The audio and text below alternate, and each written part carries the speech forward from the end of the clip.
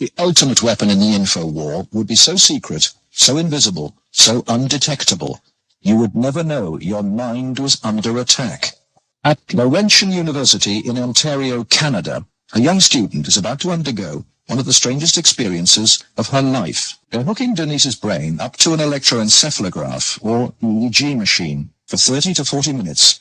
This will monitor her brainwaves. While these electric coils attached on either side of her head will immerse her brain in an electromagnetic field. Her brain actually completes the circuit between the two coils.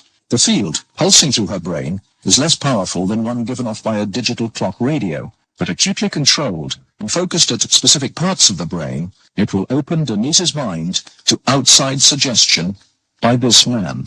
Dr. Michael Persinger is a professor of psychology and neuroscience. He is designing ways to put the power of mind control to good use. Dr. Persinger's research focuses on brain trauma.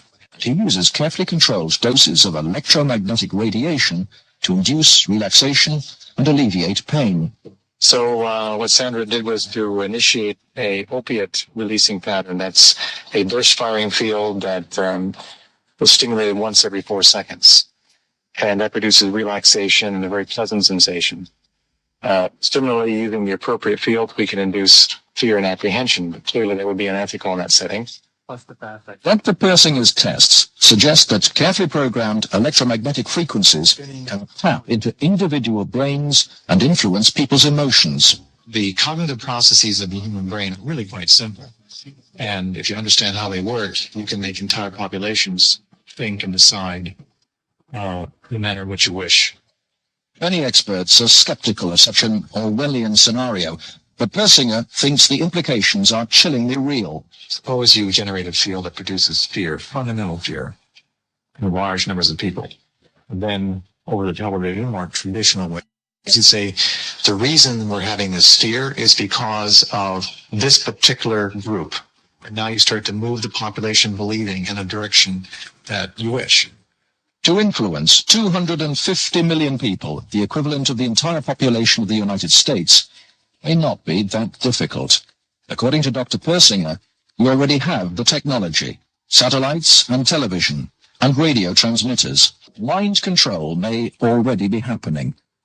We know the mysterious PSYOPs plane can beam persuasive sounds and pictures into people's television sets. Will it someday beam disturbing frequencies directly into the mind? Mind control will be the ultimate non-lethal weapon. The research is led by Dr. Michael Persinger. Basically, at any given time, all experience is due to those portions of the brain that are most metabolically active.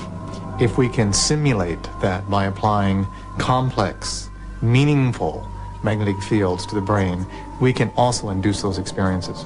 If you stimulate the deep portions of the temporal lobe, so you can get very, very vivid imagery, and the emotional commitment or the emotional sensation that something is profound, real, cosmically real, and personally significant. These experiences are so strong, they're utterly real for the person who has them.